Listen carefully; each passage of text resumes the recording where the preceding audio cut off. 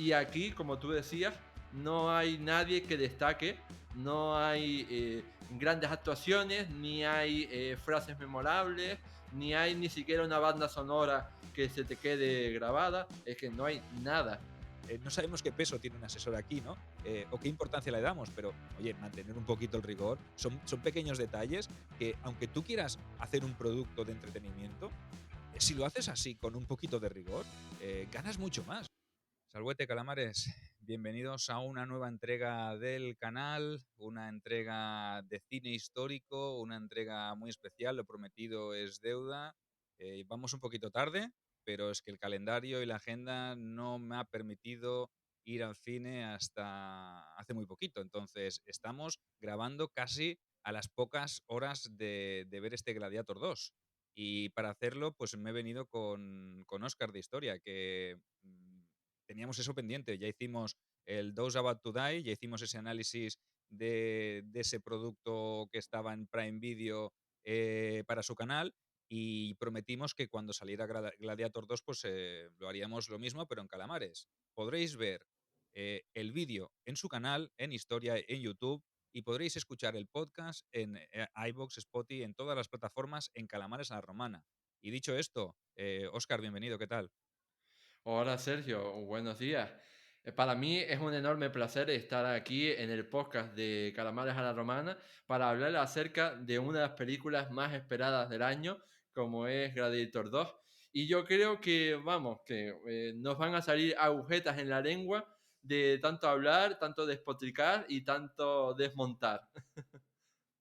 Bueno, pues las expectativas diríamos que ya eran bastante bajas, ya íbamos a ver esta película sabiendo que nos podíamos encontrar un producto que no iba a tener rigor histórico.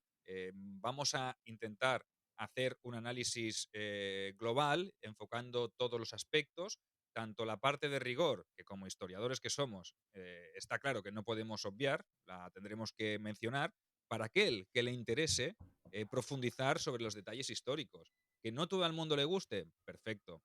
Que no todo el mundo pueda decir, es que, claro, es que os centráis en el rigor. Somos historiadores, nos centramos en el rigor. Sabemos que es un producto de entretenimiento y lo tenemos clarísimo. Es un producto de Hollywood. Es un producto que está hecho para que la gente vaya al cine y disfrute y se emocione y no para que aprenda historia con esta película. Sería un error, ¿verdad, Oscar, pensar que alguien va al cine a aprender historia con este tipo de películas? No sé cómo lo ves tú. Yo pienso que no es lo más lógico. Totalmente de acuerdo contigo, Sergio. Aquí todo lo que diremos parte de la base de que no esperamos que una película tenga el rigor histórico porque es un producto de entretenimiento y su objetivo es entretener a la gente, no enseñarle historia. Así que nosotros siempre vamos a las películas, no solo a las de Hollywood, sino a cualquier película o a cualquier serie en general, sin ninguna pretensión de que sea rigurosa porque no es el objetivo. Aquí el único problema, que siempre lo hemos mencionado, el único problema es que la gente vea un producto como este, un producto de entretenimiento y se crea que sirve para aprender historia. Que se ha visto Gladiator 1, ¿no? Y se piensa que Marco Aurelio murió asesinado por su hijo Cómodo. O que se vea Gladiator 2 y que se piense, ¿no? Que Caracalla o Geta o Macrino murieron de esa manera o que hubo, yo qué sé, tiburones en el Coliseo.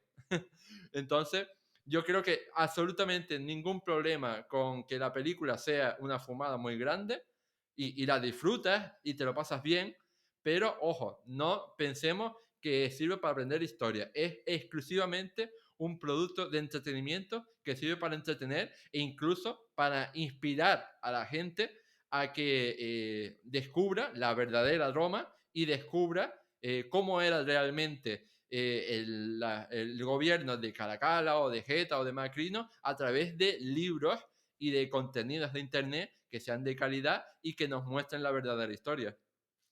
Correcto. No hay un rigor marcado, está claro, pero yo lo que quiero romper una lanza a favor del rigor, ¿no? Y a veces nos damos cuenta de que yo, sobre todo como novelista, como autor de ficción, que he hecho también ensayo, pero en la parte de ficción sé que la gente ve una novela y a lo mejor piensa, no es la verdadera historia de Roma. Mucha gente sí que lo cree. Y por eso yo me esmero, como muchos colegas de profesión, me esmero en tener todos los detalles al dedillo. Es decir, intento ser lo máximo riguroso posible, por no decir que lo soy, porque siempre me nutro de fuentes clásicas, me nutro de investigaciones, de ensayos, y la historia en sí, ya, siempre lo digo, voy a hacer de nuevo un alegato para el que me conozca y el que nos siga, el que sea nuevo en el canal dirá, este tío que está diciendo, ¿no? Pero sí que es verdad que voy a hacer un alegato, es decir, la historia de Roma ya es suficientemente entretenida y divertida como para tener que ficcionarla o inventársela.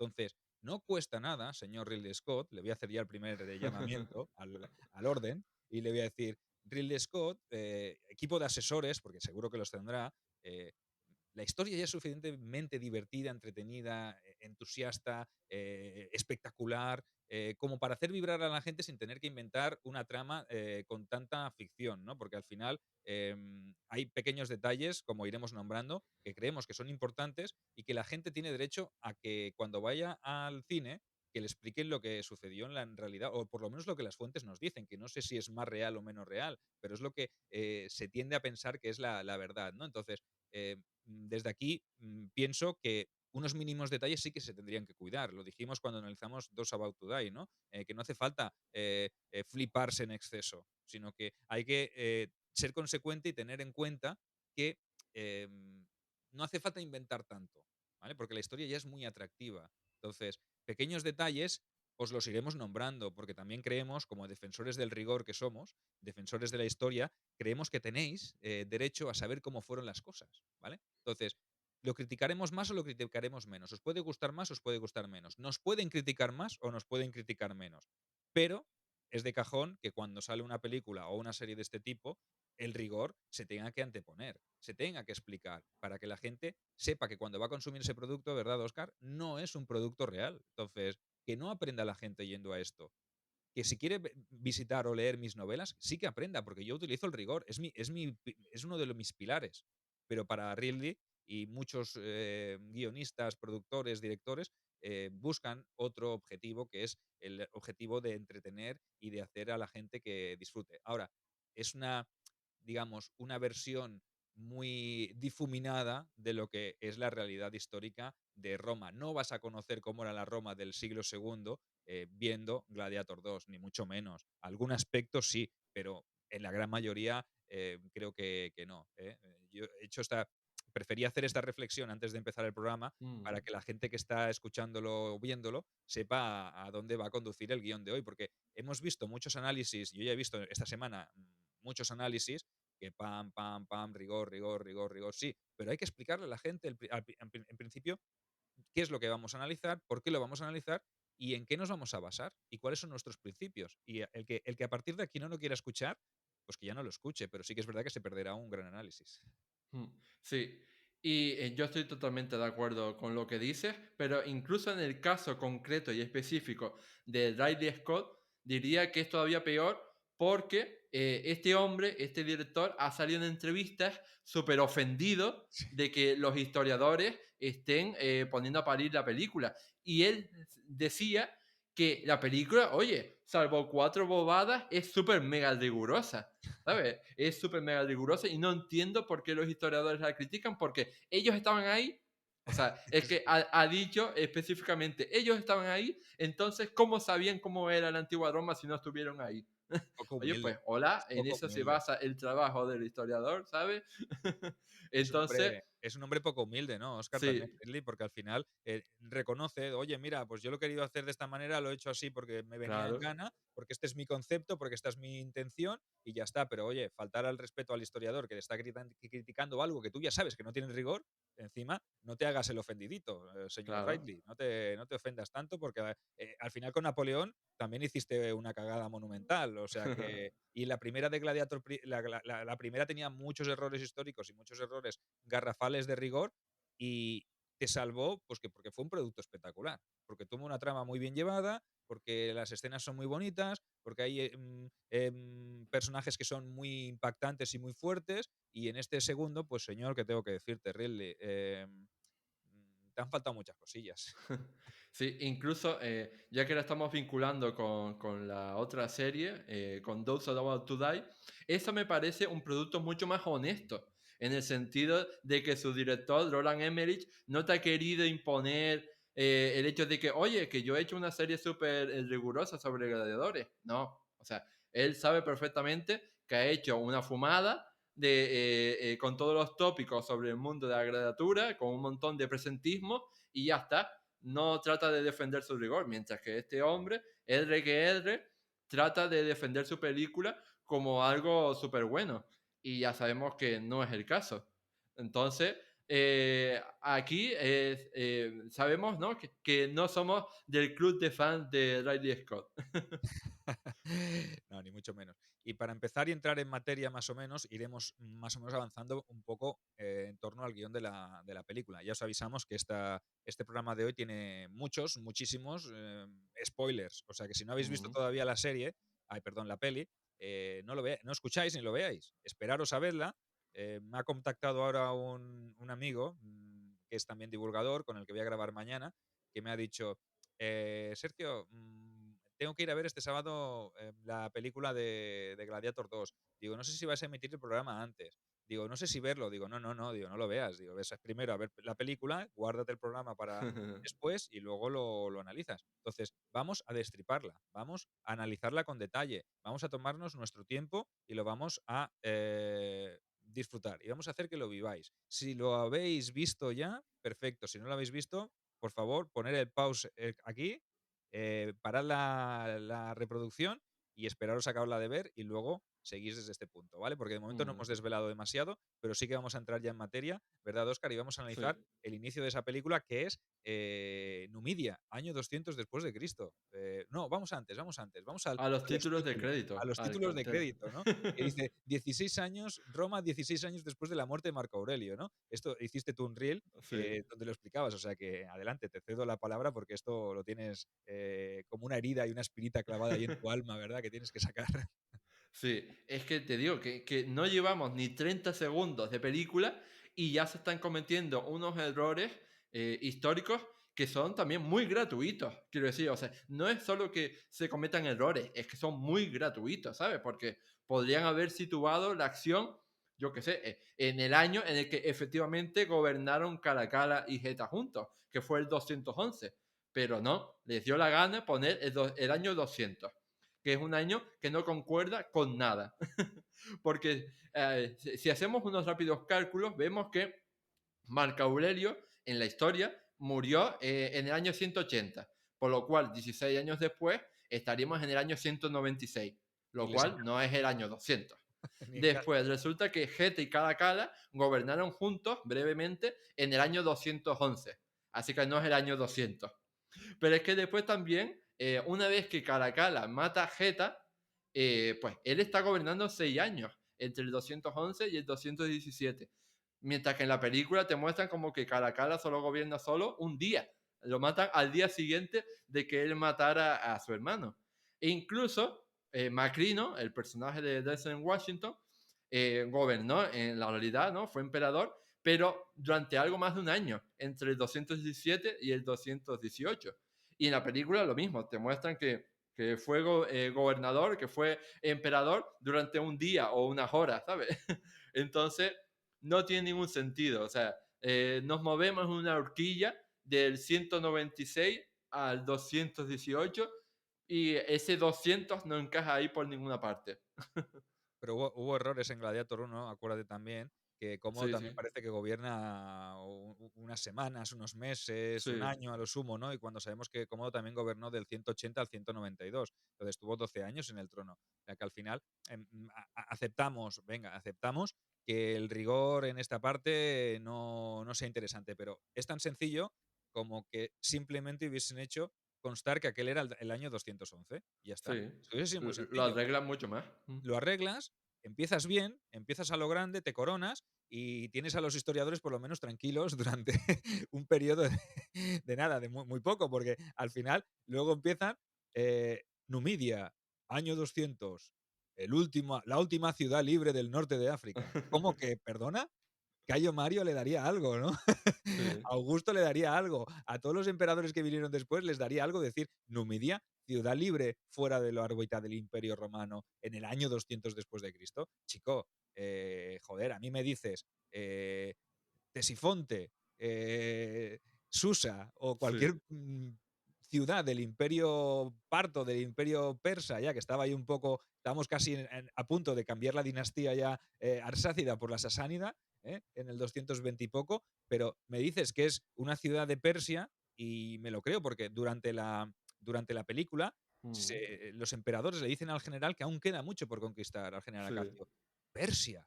Pues coño, vete a Persia. Si es que Numidia, no me montes Numidia aquí. ¿Por qué me montas Numidia, tío? Es que no es creíble, porque Numidia llegaba siendo una ciudad, una región y una provincia romana desde hacía bastantes siglos. O sea, Mm, realmente estamos hablando de otro fallo de cálculo que dices, yo soy asesor histórico en ese momento y estoy mirando a Ridley Scott y le digo, Ridley, amigo, ¿y si ponemos en alguna ciudad de la frontera aparta?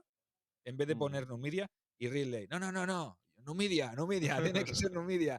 Y dice, bueno, pues al final no sabemos qué peso tiene un asesor aquí, ¿no? O qué Mm, importancia le damos, pero oye, mantener un poquito el rigor. Son pequeños detalles que, aunque tú quieras hacer un producto de entretenimiento, si ujú. lo haces así, con un poquito de rigor, ganas mucho más. Yo entiendo que ganas mucho más, porque como la primera parte de la película a mí me entretuvo, o sea, me gustó, Sí, la parte de la batalla está muy bien creada, está muy bien elaborada, muy bien trenzada y tal, digo, si me pones estos dos pequeños detalles al principio que ya me animan, digo yo, mira, al final me lo puedo llegar a creer y todo, y disfrutarlo, y digo, hostia, pues no vamos tan mal, ¿no? Porque al final la película al principio empieza fuerte, o sea, empieza como tiene que empezar, como empezó la primera, ¿no? Con una gran batalla, mm, con la épica aquí al tope, ¿no? En un momento de máxima tensión, un momento de conquista, donde se ven las legiones romanas haciendo lo que tienen que hacer, y al final ese pequeño detalle de poner Numidia y cambiarlo por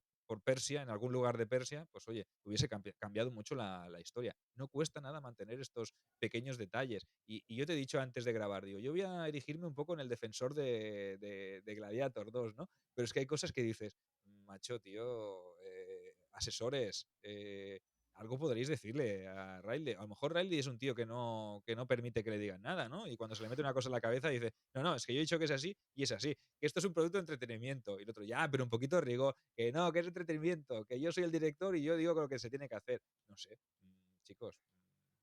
sí. Ya te digo que en este vídeo vamos a jugar a un juego de rol en el que tú eres el poli bueno y yo soy el poli malo. Porque a mí no me ha gustado nada, pero no ya desde el punto de vista del rigor histórico, sino desde el punto de vista cinéfilo, desde el punto de vista del entretenimiento. Hay muchas cosas que no me encajan aquí, o sea, muchas cosas que flojean en el guión, en la construcción de personajes y demás. Por ejemplo, en esta primera escena, ¿no? En una ciudad de Numidia, hay muchas cosas que no me encajan. Como por ejemplo, ¿por qué hay una ciudad pegadísima al mar? O sea, me refiero, una ciudad que construye su muralla justo pegada al mar, ¿sabes? Que no hay nada más. O sea, que te puedes tirar de la muralla al mar. Es como un plan. Suena un poco raro. O sea, una ciudad ahí tan pegadísima al mar. No sé. Pero bueno, lo dejamos pasar. Para Lo que lleguen dejamos los pasar. barcos.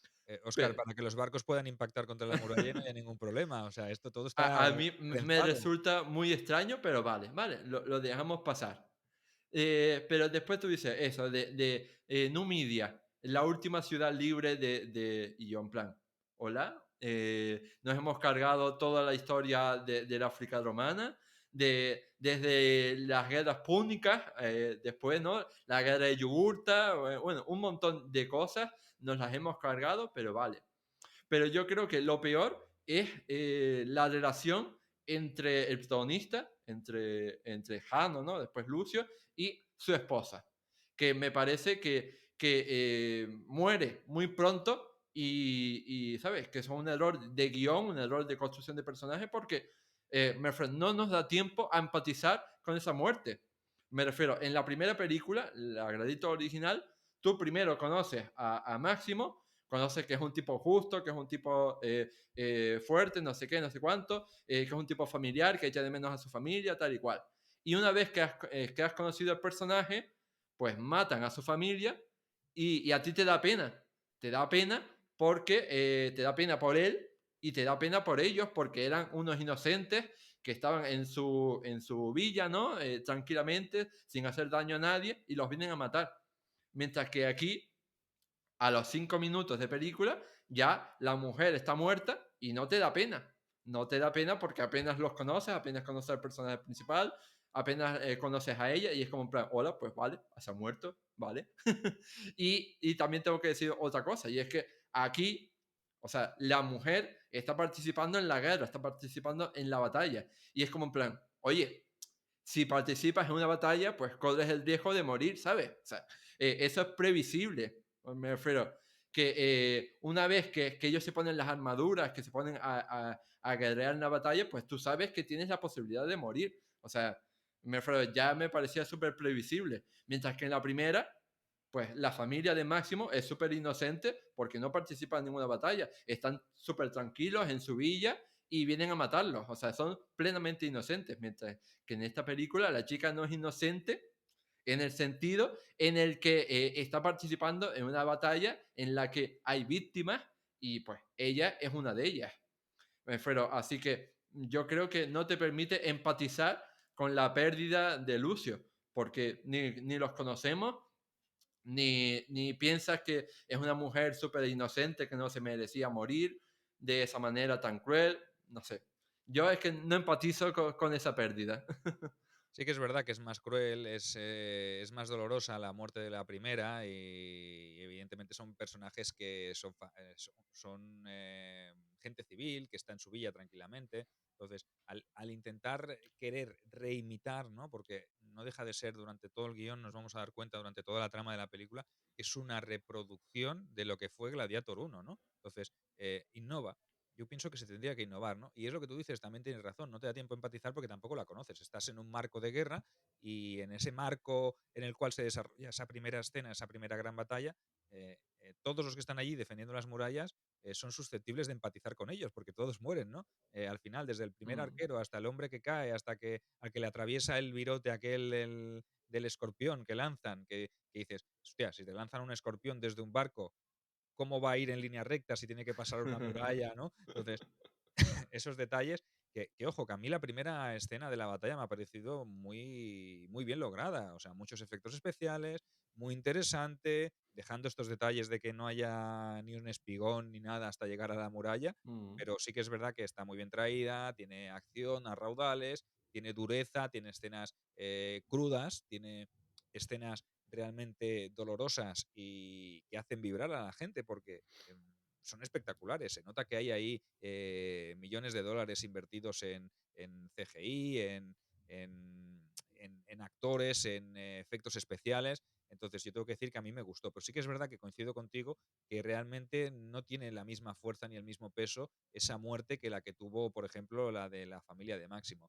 Y también tengo que decir que a mí, desde el principio, ver al muchacho este Jano en las murallas allí defendiendo y de pam, pim, pam, y ya vienen los romanos, ¿no? Entonces, parece como que eh, fuera algo que nos esperaran y como que el odio ese que tiene a Roma, cuando todos sabemos que es Lucio ya, ¿no? Ya partimos mm, de la base de que sabemos de que es Lucio, aunque no lo quieran dejar entrever, me da la sensación de que es muy forzada, ¿no? Es como, pam, yo hubiese hecho una intro explicando algo más, hablando de la situación política del momento de la ciudad, por ejemplo, está bien logrado porque va al grano, ¿no? Porque al final son no sé cuántas horas de película y si empiezan, seguramente cuando salga el montaje del director, porque la saldrá, a lo mejor hay una escena más larga, ¿no? Pero sí que es verdad que falta un poco más, falta un poco más, falta un poco más de contenido, ¿no? Dan por hecho muchas cosas y van directamente al meollo y, claro, entretiene, sí, entretiene, es espectacular.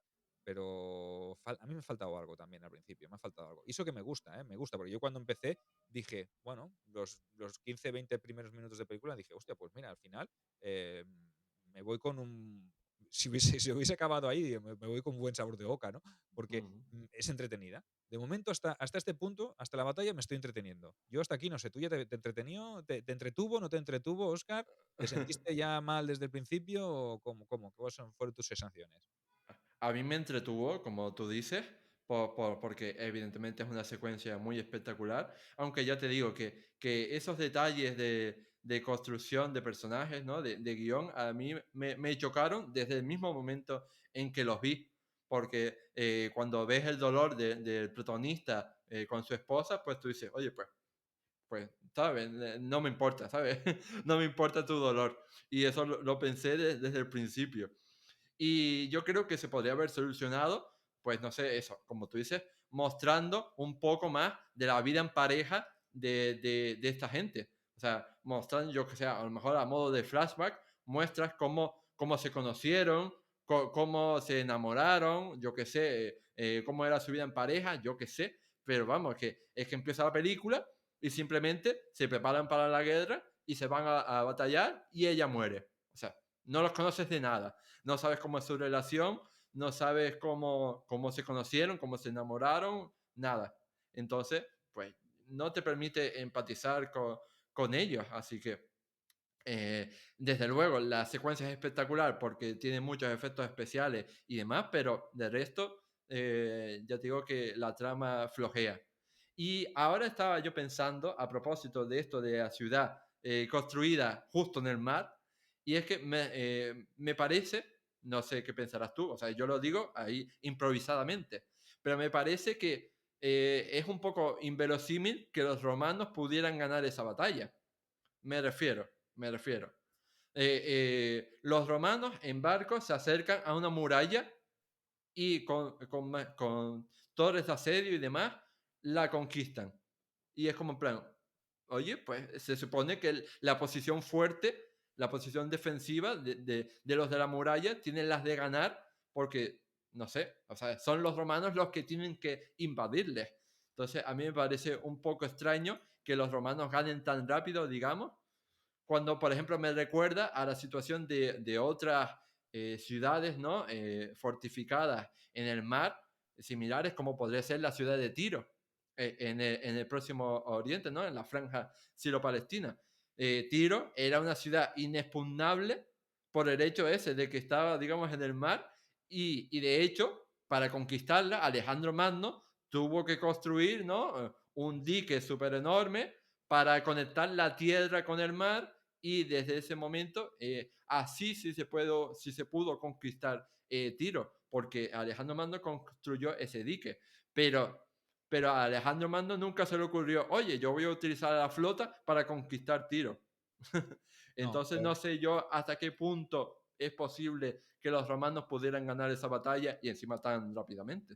lo único que se ve, que si te fijas, se ve cómo revientan la puerta y entran por la puerta. Yo entiendo que Mm, desembarcan tropas en la sí, costa, en la parte de tierra que no da esa parte de la muralla, sí, desembarcan y asedian y atacan todo lo que es la puerta, porque luego se ve cómo se rompe la puerta y entran todos sí. los legionarios, o entran ahí en plan masivo. Entonces, yo imagino que entran o ganan o vencen, no por la parte de la muralla, sino por la parte de la puerta principal que la consiguen asaltar, ¿no? La ciudad. Mm, Entonces, bueno, al final, las escenas, a mí me gusta. Al sí, final, que caiga él y luego toda la escena esa de representación cuando él se despierta o parece que está semi inconsciente y se aparece el barquero, bueno, 2 barqueros, ¿no? Porque van Caronte y su hermano gemelo, ¿no? Porque van 2 en la barca, ¿no?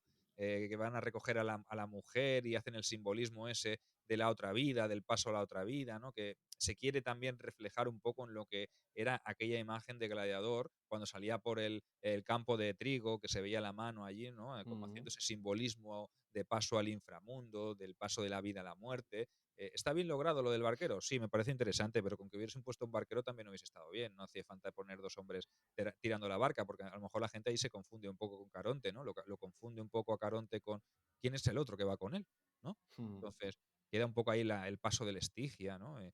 No, me parece bien traído, ¿eh? No mm, es una cosa, que me llame la atención especialmente, pero bueno, pienso que es un detalle que también lo han tenido en cuenta, ¿no? Es un simbolismo y una metáfora bastante interesante del paso de la vida a la muerte, ¿no? Mm, Y luego cuando lo recogen de allí, lo sacan del mar, eh, lo llevan de esclavo, pues ya empieza todo el periplo. Y ahí ya empieza ahí empieza a bajar un poco, ¿no? Porque aún tiene cierto interés la batalla y luego ya vas viendo que, hostia, se parece mucho a lo que, a lo que fue la primera película de Gladiador, ¿no? Entonces, mm, yo ahí ya empecé a ver ciertas cosas cuando lo meten en el barco, los llevan allí, le cura la herida a su amigo, que me parece que el amigo este es el que salía en Spartacus, en Sangre y Arena, que era el doctor que salía allí, que entrenaba a los gladiadores, que también había salido, que había hecho de embajador de los persas en 300. O sea que imagínate, ¿no? Son actores que en principio tienen cierto carisma, tienen cierto peso, ¿no? Pero a mí cuando entremos un poquito más a analizar el peso de los actores, ya a mí el Paul Mescal este, a mí ya no me impactó. No lo vi ya como un hombre con carisma, como podía ser Russell Crowe en la primera. O yo qué sé, yo veo, por ejemplo, mucho más carismático a Pedro Pascal. O sea, si haces la misma historia, pero con el general Acacio, con Pedro Pascal, te queda un peliculón porque este hombre tiene portento, tiene peso. A mí el muchachote este, pues con todos mis respetos, yo no lo había visto a este señor en ninguna película. Y mm, tampoco veo que tenga una fuerza como podía tener Máximo Décimo Meridio, ¿no? O en este caso el general Acacio, ¿no? Lo veo como más imponente, ¿no? El general que se convirtió en esclavo. Repites lo mismo, pero coño, tienes un personaje que mola mucho, como es Pedro Pascal. No tienes a este chavalín que le falta a mí le falta chispa, yo no lo veo, ni cuando hace de esclavo, cuando no habla que lo llevan allí al Ludus, que no habla ahí como no, cuando Máximo no hablaba, daba miedo. A mí me daba miedo un tipo así que no sé, que no habla, que ahí el hispano, pero a este a mí realmente no me ha gustado la interpretación de Paul Mescal, ¿eh? No lo veo yo con es más, te voy a decir algo que a lo mejor, que ya sé que Ridley Scott lo tuvo que desmentir también en un mm. comunicado, porque al final le preguntaron que cómo es que no utilizó al mismo actor que hizo de Lucio en la primera película, al chico este Spencer, no sé Sí. cómo se llama, y lo utilizó para hacer, de hijo de Máximo y de Lucila. Digo, si lo tienes ahí. Y dice lo leí en una entrevista, ¿eh? Y decía, no, porque claro, no me gusta repetir actores, tal. Y luego va y me mete al senador Graco, me mete a la Lucila, me mete. ¿Y Mm. estos no los has repetido, muchacho? Entonces, ¿qué pasa? ¿Que el Spencer este no te mola? ¿No estaba cacha? Pues haberle avisado con tiempo para que se mazara un poco, ¿no? Para que fuera al gimnasio. Pero creo que hubiese sido un acierto muy, muy bueno utilizar al mismo personaje evolucionado y que fuera la misma persona el que te hiciera de Lucio. No tienes que poner a otro personaje nuevo, porque ya lo que hace es perder un poco la credibilidad. Eso me pasó viendo, por ejemplo, Espartaco. Cuando murió el pobre muchacho que hizo la primera temporada de Espartaco, ¿vale? Mm, Pusieron al otro que lo intentó suplantar, pero yo tenía en la cabeza al primero. Entonces, al final, fue una causa trágica. Realmente no tuvieron otra opción porque el hombre falleció y tuvieron que cambiar de actor, ¿no? Pero aquí que tienes la posibilidad de ponerlo, si estás haciendo lo mismo con la madre, porque estás utilizando a Lucila, la misma personaje, Connie Nielsen, mm, ¿vale? Si la estás utilizando, incluso utilizas al senador Graco, al Derek Jacobi, pobre hombre, que ya estaba en las últimas ya, pues un señor mayor, ¿vale? Pues utiliza al muchacho también. Utiliza esa baza. Yo pienso que hubiese sido más interesante, porque a mí el Paul Mescal, sinceramente, durante toda la trama de la película no me llama la atención, ni lo veo que sea un personaje que tenga carisma, ni que tenga. Y fui con mis amigos, que no son expertos en Roma, ni mucho menos, y me lo decían, me decían, joder, este tío, ni fu ni fa, ¿eh? Como que no tiene mucho talento interpretativo, o a lo mejor el guión, como tú decías al principio, no le ha dado pie a poder mm, hacer una actuación brillante, ¿no? Porque luego haces el análisis, luego haremos el análisis, pero, por ejemplo, Denzel Washington, que es un actorazo, tampoco le dan la oportunidad de convertirse de brillar, ¿no? Tampoco le van a mm, dar el Oscar por hacer este trabajo. No sé qué opinas tú de Pedro Pascal. Si quieres analizamos un poco los personajes, ya que hemos entrado. ¿Qué te parecen los personajes? No hay frases épicas, ¿no? No hay mm. a mi señal irá y fuego, todo lo que hacemos en vida tiene su con la eternidad. Sí. Estas grandes frases que nos dejó la primera, ¿vale? Conoció a un hombre que miró a la muerte a los ojos, ¿no? ¿Y quién era ese hombre? Dímelo tú, era tu padre, ¿no? Joder, te quedas ahí como diciendo, hostia, qué planchazo le ha pegado ahí al cómodo, Mm, ¿no? Y ahora te encuentras que aquí en esta película no hay ni una sola frase que valga la pena. Es que no hay tiempo ni de lucirse. Y los personajes son absolutamente planos.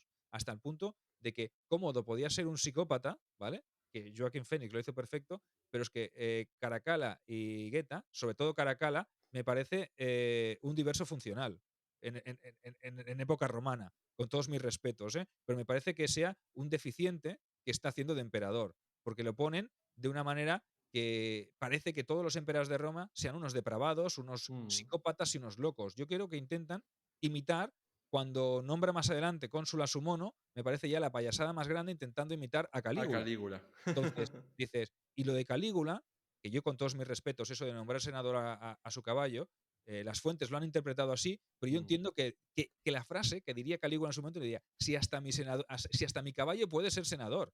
Pero no, de ahí a que nombraras a su caballo senador hay un trecho, ¿no? Es interpretativo. Siempre ha quedado esa historia. Pero es como un poco faltarle al respeto al Senado, diciendo, sois unos inútiles. Si hasta mi caballo podría hacer de senador. Entonces, lo del mono es un símil y lo han intentado adaptar un poco a la paranoia de los emperadores. Pero es que no hubo emperadores normales, hubo muchos emperadores buenos y normales. Y incluso Caracalla y Guetta entiendo que no eran unos desquiciados depravados que llevaban al imperio, a Roma, a su desaparición, porque eran seres corruptos. O sea, es que ya, pam, pam, pam, pam, pam. O sea, la imagen que te estás llevando ya de los personajes es letal. Y cuando te ponen estos personajillos, porque al final no hacen ni papeles brillantes, porque no tienen ni la capacidad, quizá, ni el guión les da para más, pues que Mm. ninguno, tío, yo es que no se salva nadie, yo qué sé, mira, Connie Nielsen, digo, vale, la Lucila, digo, bueno, mira, la mujer, pues,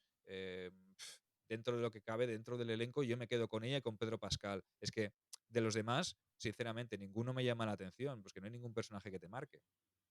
Mm.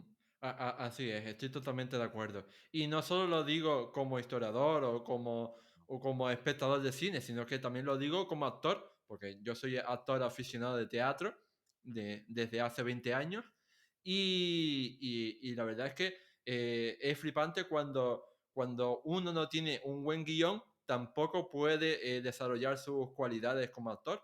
Bueno, Denzel Washington mismo es un actor tremendamente bueno, buenísimo, de los mejores que existen. Pero si no le das un buen guión, si no le das una buena construcción de personaje, no te va a poder sobresalir. Igual que Pedro Pascal, que también nos ha enamorado completamente por otros papeles que ha hecho y demás. Y incluso el caso de Joseph Finn, que es el que hace de Geta, del emperador Geta, que en esta película no destaca nada, pero a todos nos enamoró, por ejemplo, haciendo el papel del Heavy en la cuarta temporada de Stranger Things, que ahí sale también, ¿no? En esa cuarta temporada de Stranger Things, pues ahí nos enamoró ese personaje. Y yo creo que esa es la cuestión, ¿no? De los guiones, que pueden permitir a una persona sobresalir y mostrar todas sus capacidades interpretativas. Y aquí, como tú decías, no hay nadie que destaque, no hay grandes actuaciones, ni hay frases memorables, ni hay ni siquiera una banda sonora que se te quede grabada, es que no hay nada, no hay nada.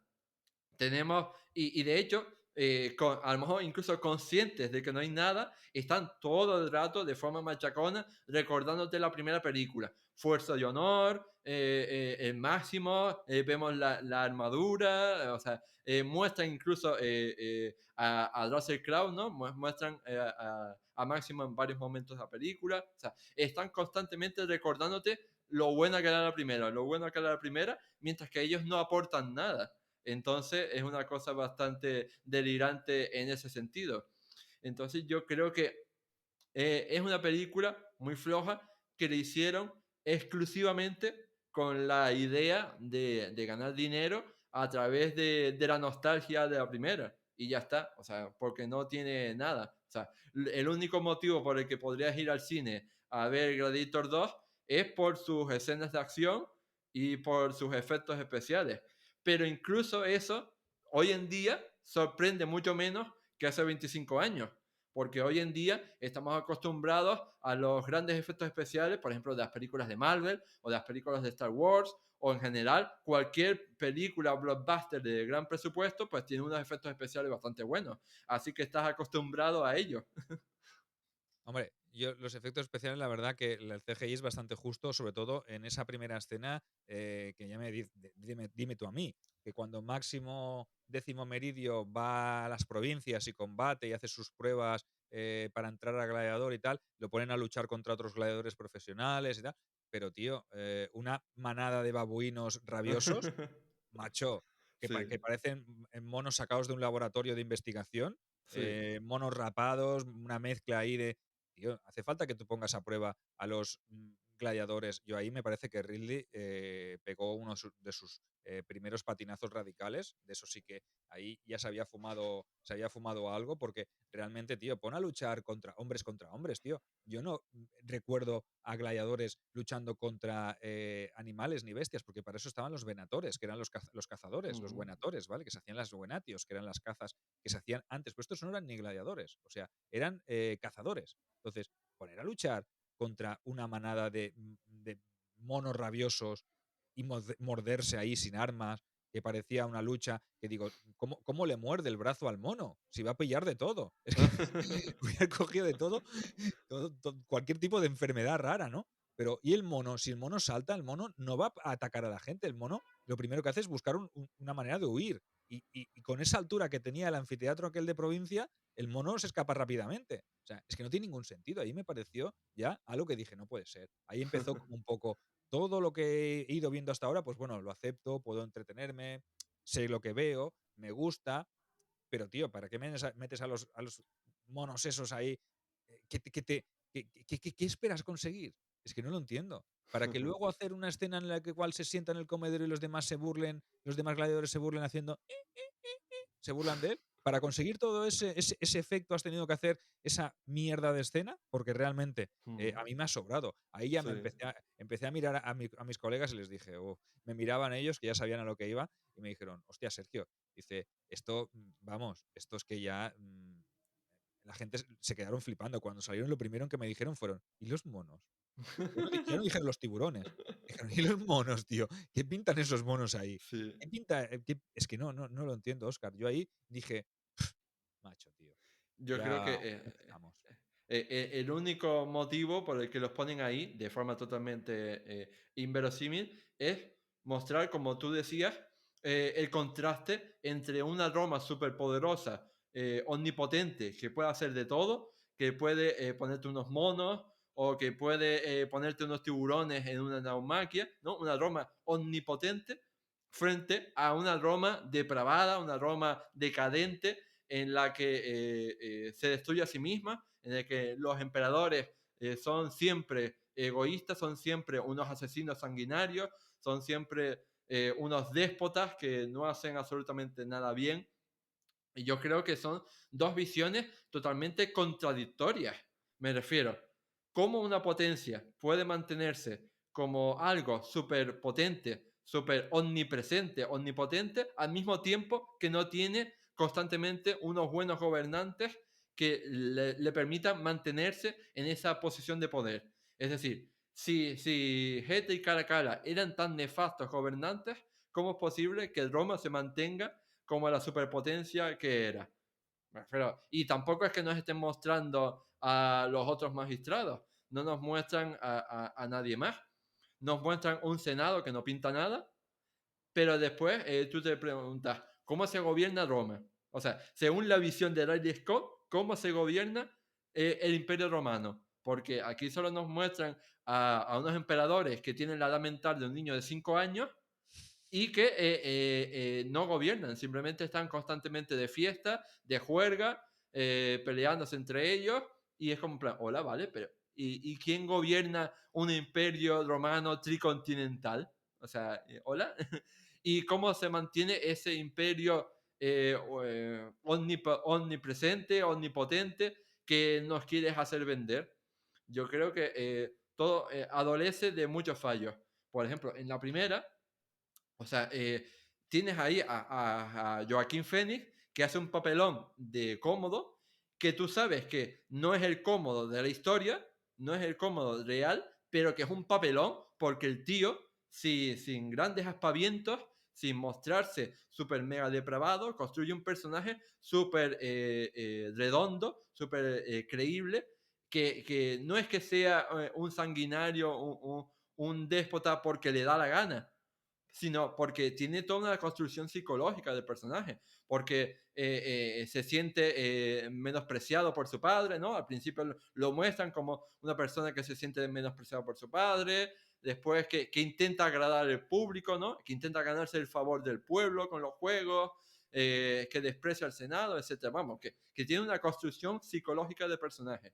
Mientras que aquí, ya te digo, aquí nos muestran a dos tíos que tienen la edad mental de un niño de 5 años, que hacen lo que les da la gana y que no muestran ningún trasfondo acerca de por qué se comportan como se comportan. Simplemente alguien les ha dado el poder, porque tampoco nos enseñan cómo han llegado al poder, alguien les ha dado el Oye, poder y y no, ya está. O sea, ellos hacen lo que les da la gana y van maquillados que parece que los han puesto con las escopetas de maquillaje de Homer Simpson.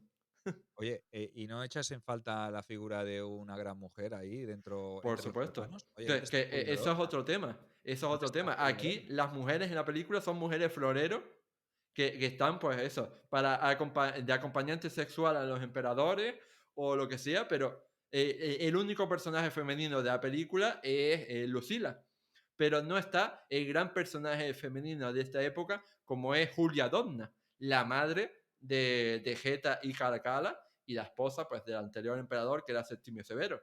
Y me parece que no tiene ningún sentido no incluir a esta mujer porque es un personaje tremendo, ¿no? Como todos sabemos. No, Entonces, me parece que que deberían haberlo incluido. los dos hermanos son unos desequilibrados, pero ella era precisamente la que equilibraba esa balanza, ¿no? Porque al Sí. final es una gran mujer, o fue una gran mujer, y, hombre, poner dos emperadores rubios y con facciones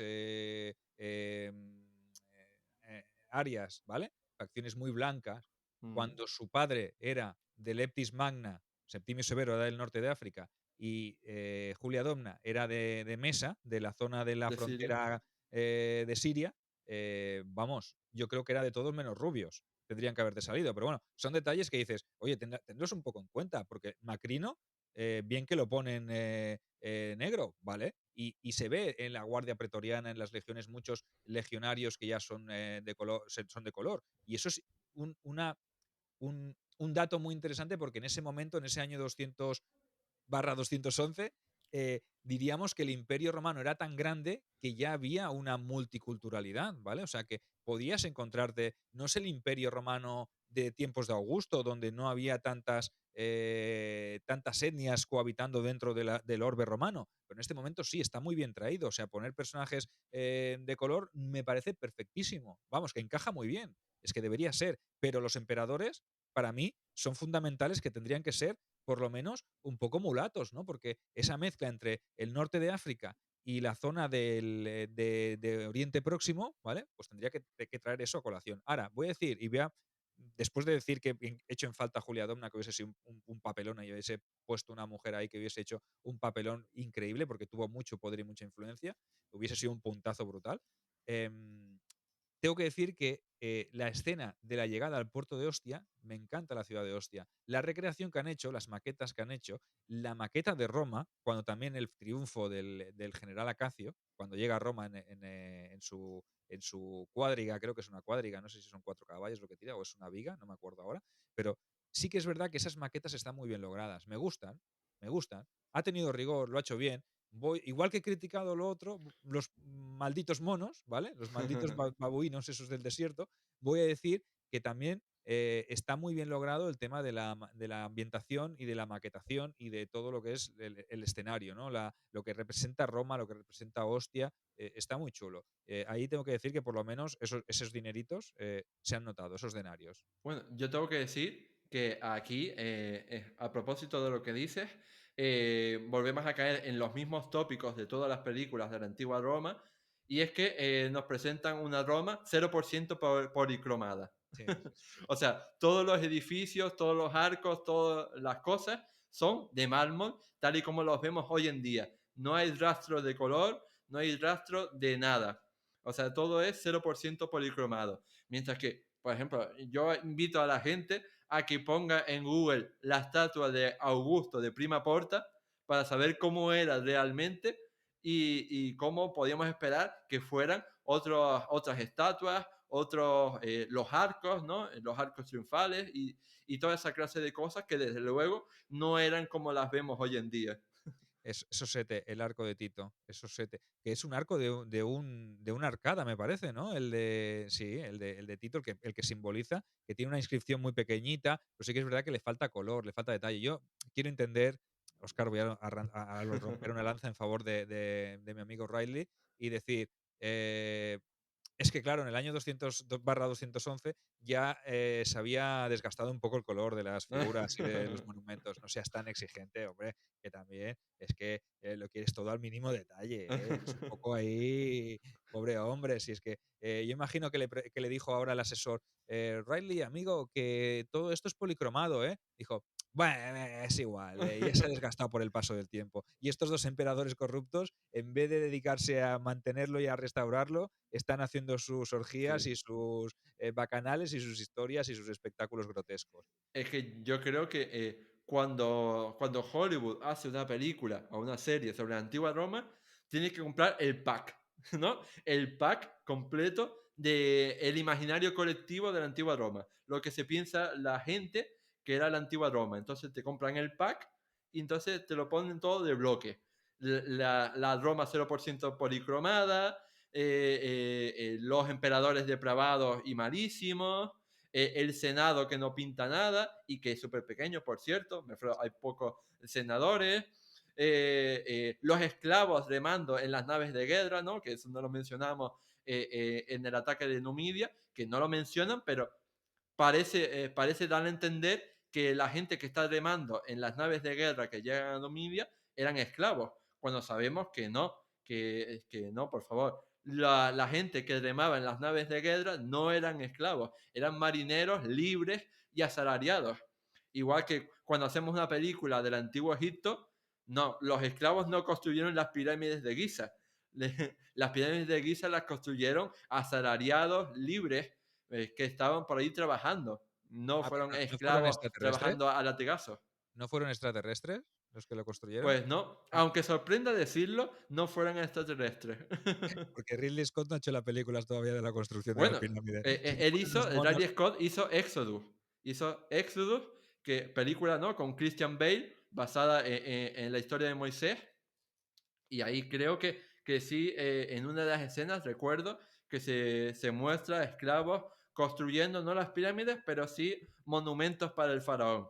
Y es como Bueno, en plan, mientras no salgan monos babuinos construyendo las pirámides, lo que me quedaba por ver.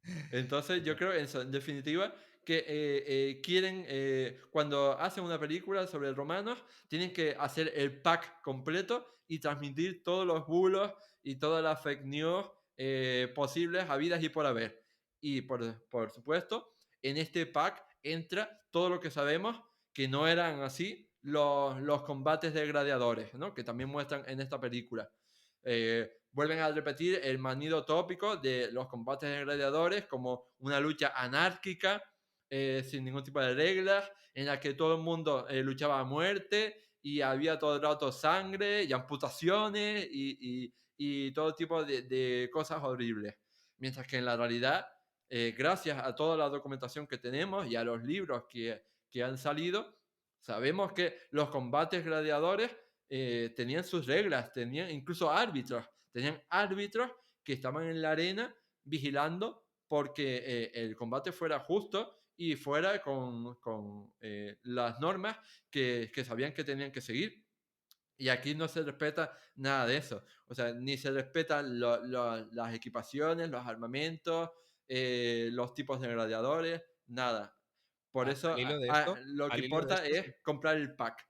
si me permites, Oscar, al hilo de esto, pues sabed que está recientemente publicado tanto en YouTube como en iVoox. Tenéis el programa que grabamos con Fernando Lillo y con María Engracia Sí, Muñoz Santos sobre Gladiadores, Valor ante la muerte, que es el último libro que han escrito, el último ensayo que escribieron para Despertaferro.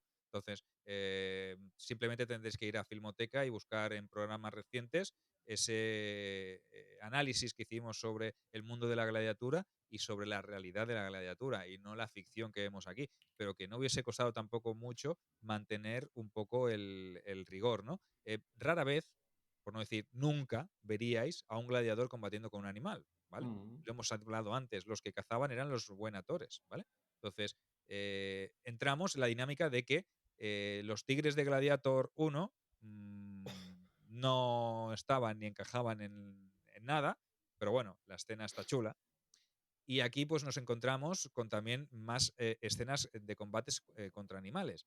Y ya lo del rinoceronte, mira, yo sé que los romanos traían todo tipo de animales, jirafas, rinocerontes, hipopótamos, leones, cocodrilos incluso, ¿vale?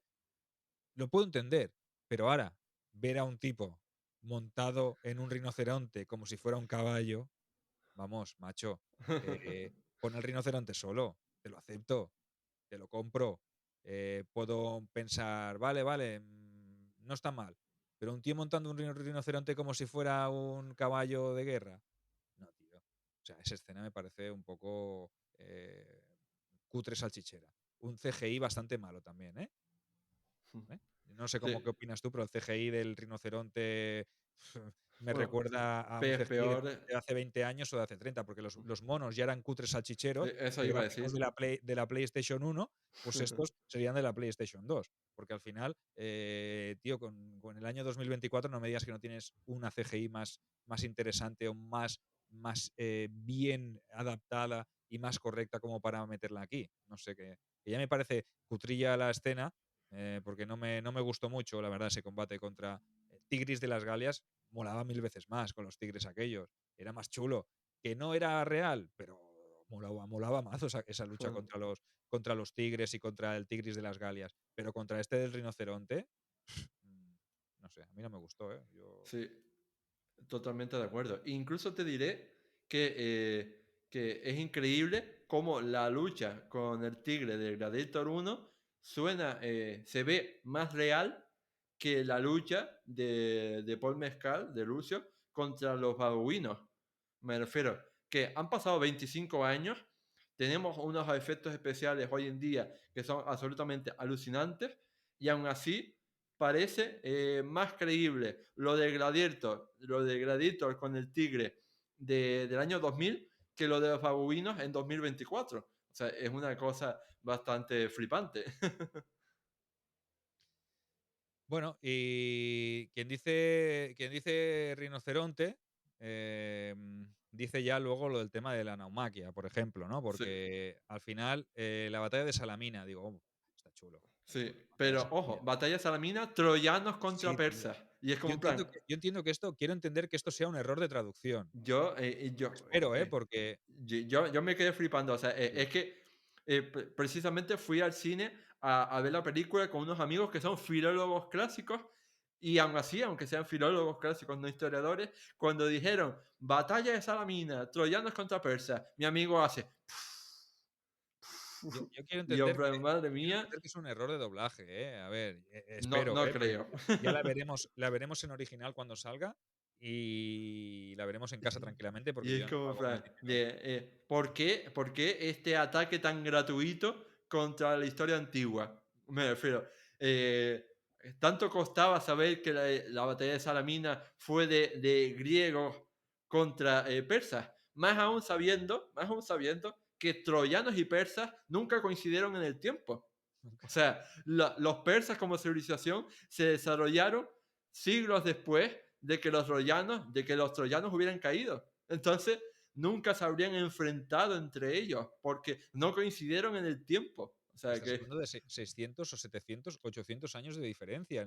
claro, Troya desapareció en el año 1100 y pico antes de Cristo y los claro, persas el imperio Ciro lo fundó en el siglo sexto. sí, O sea que estás hablando de 6 siglos de diferencia. Entonces, al final, estos pequeños detalles, para el público no ducho en materia histórica, se lo puede llegar a creer que los troyanos claro. llegaron a luchar contra los persas, cuando es algo que no ocurrió. Pero bueno, dejando Pero aparte. es súper gratuito, es súper gratuito. Sí, Tú dices, ¿por qué lo ponen? O sea, con lo sencillo que sería ponerlo bien. claro. Y los tiburones en agua dulce. Mm. Bueno, Claro, pero porque antes de meternos con los tiburones, yo quería incidir en el tema de la naumaquia mismo. Porque, sí, a ver, especifiquemos. ¿Existieron naumaquias en la antigua Roma? Sí, por supuesto. Las tenemos documentadas. Existieron varias. Hizo una Sexto Pompeyo, hizo una Julio César, hizo una Augusto, el emperador Claudio. O sea, hubieron varias a lo largo del tiempo. ¿Existieron naumaquias específicamente en el Coliseo? Pues por lo visto sí. sí. Sabemos Pocas, que existieron al menos dos, hasta pero tiempos de a pequeña Domiciano, escala. claro. O sea, tenemos una naumaquia que organizó el emperador Tito precisamente por la inauguración del Coliseo en el año 80. Y después, supuestamente, Domiciano organizó otra naumaquia en el Coliseo en el año 89 para celebrar la victoria sobre los dacios. Y aquí hay que añadir el matiz. Incluso en estas dos naumaquias, pues el agua que se metería en el Coliseo sería muy poca porque no permitiría mucho. Entonces a lo mejor estamos hablando de 1 metro de agua e incluso se dice si acaso los barcos que se meterían en el Coliseo serían a pequeña escala y con ruedines, porque habría tan poca agua que los barcos no se moverían normal, sino que necesitarían unos ruedines para moverse por la arena del Coliseo. Pero vamos, el caso es que se hicieron. Pero una vez que Domiciano construyó los subterráneos del Coliseo, nunca más se pudieron hacer naumaquias allí porque evidentemente no se podía inundar la arena porque no soportaría la arena el peso del agua y se derrumbaría sobre los subterráneos. Así que nunca podríamos haber tenido una naumaquia en tiempos de Geta y Caracalla. Pero es que incluso partiendo de la base de obviar este detalle, también la película es incoherente con lo que sucede en Gladiator 1. Y es que en Gladiator 1 vemos como los tigres salen del subterráneo del Coliseo. O sea, en Gladiator 1 vemos como se abren unas trampillas, ¿no? Y aparecen los tigres. Entonces, eso nos está dando a entender que, según la visión de Gladiator 1, ya existen los subterráneos del Coliseo. Así que no tiene sentido que en la 2 inunden el Coliseo porque no soportarían el peso de ese agua. Hay que entender y hay que tener claro que muchos espectáculos de naumaquia no se hacían en el anfiteatro Por Flavio, supuesto. sino que se habilitaban recintos específicos cercanos al río Tíber que se pudieran inundar y que se pudiera después evacuar el agua, ¿no? Entonces, como tú bien dices, en el momento en que Domiciano construye ya en los subterráneos, esas plataformas elevadoras para subir bestias, para subir animales, para subir guerreros y gladiadores, pues eso sería inviable. ¿Por qué? Porque el agua eh, inundaría todos esos bajos. Y Claro. aparte, con lo que tú bien dices, no soportaría el peso y la estructura caería, ¿no? La arena caería sobre esos subterráneos, ¿no? Entonces, al final, sí que están documentadas las naumaquias, pero en recintos especiales, ¿no? Incluso Sí. Claudio creo que llevó una naumaquia a un lago a no sé cuántos Al kilómetros lago de Roma. Fucino. Correcto, se hizo allí una naumaquia. César también la hizo en un recinto específico. Trajano también construyó un recinto Sí. específico para Y hacerla Augusto. y Augusto. O sea, que imaginaos, ¿no? Sí que están documentadas las naumaquias. Un espectáculo que imagino digno de los dioses, ¿no? Pero en este caso, pues no. Y con tanta agua que parece que, claro, para que. No solo para meter un tiburón, sino cómo trasladas un tiburón tú. Cuando sabes que el tiburón se tiene que mover, ¿vale? No puede quedarse quieto Sí. un tiburón. ¿En qué De recinto hecho, lo trasladas tú? ¿En qué recipiente lo llevas tú hasta el Coliseo y lo o metes en sea, agua dulce? Un tiburón en sí. agua dulce. Pero a ver, mete un cocodrilo, muchacho, que mira, ahí dos About to Die, pues mira, por lo menos tuvieron la vista de no meter un tiburón, ¿no? Y los pedazos de tiburones que meten, ¿no? Que dices, Sí, joder, yo para creo que transportarles. esto es peor. En este sentido, esto es peor que Those About to Die. De hecho, en Twitter he visto algún debate acerca de si sería posible meter a tiburones en el Coliseo. Me refiero, he visto a historiadores debatiendo acerca de si sería posible meter a tiburones en el Coliseo. He visto a algunos tratando de defenderlo, de defender la idea, en el sentido de que, por ejemplo, sabemos, ¿no? que los romanos poderosos, ¿no? Los más ricos, tenían viveros de peces que estaban súper bien alimentados, que era una cosa súper tocha, ¿no? Súper bien montada. Pero claro, una cosa son peces que son pequeñitos, ¿no?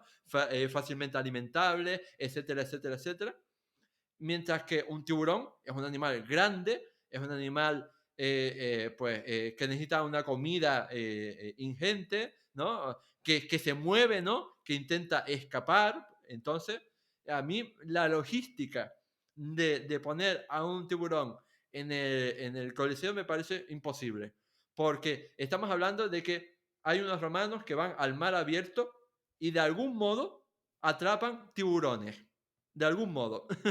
Los atrapan vivos y de algún modo los transportan vivos desde el mar abierto hasta la ciudad de Roma y los meten en el Coliseo. O sea, imagínense lo que tendrían que hacer para conseguir eso, porque el tiburón, para empezar, se muere si no tiene agua. Así que lo tienes que tener constantemente metido en agua. Y es como, en plan, hola, ¿en qué tipo de recipiente metes en la antigua Roma a un tiburón para trasladarlo sin que se escape, sin que se muera, para Aparte que trasladarlo desde el mar abierto en un barco que llega al puerto de Ostia y después del puerto de Ostia a Roma? O sea, me parece tienen que súper estar inverosímil. tienen que estar constantemente en movimiento. Un tiburón no puede estar parado, entonces tiene que Mm. estar constantemente moviéndose. O sea, al final, ¿qué espacio necesitaría para eso? Además, añade otro extra. Tienes que llenar el coliseo de agua salada, porque el tiburón no es un animal de agua dulce. Sí. Entonces, ¿cómo llevas también esos litros y litros y miles de millones de litros hasta el coliseo y metes los tiburones allí? Es que no tiene ningún sentido. Bueno, No, ¿es espectacular la escena? sí. Vale, sí, está bien la naumaquia, es chula, tiene su historia, es divertida, es Mm. emocionante, sabes que cuando se caen al mar, bueno, al mar, cuando se caen al agua van a ser devorados, tiene su qué, tiene su Sí. historia, ¿no? No está Y, mal la escena también. y es Dentro de la que, fantasía fumada de Ridley, pues mira, yo digo, es divertida si sabes que es una cosa que nunca ocurrió mm, y que nunca podría haber ocurrido. Es que es inviable. Yo pienso que mm, es una cosa inimaginable que hubiese ocurrido. Pero bueno, sí. es dentro de esa imaginación, de esa Roma corrupta y de esa Roma Mm. depravada, ¿no? Entra dentro de Sí, esos y aquí cánones. quería contar una cosa, y es que, ¿no? A lo mejor no te habías dado cuenta, pero sí que se hizo una naumaquia con motivo de la batalla de Salamina en la antigua Roma, y fue precisamente la de Augusto. La de Augusto fue una naumaquia celebrada en un lago construido es profeso para eso, y el emperador precisamente hizo el motivo mitológico, ¿no? El motivo histórico de la batalla de Salamina.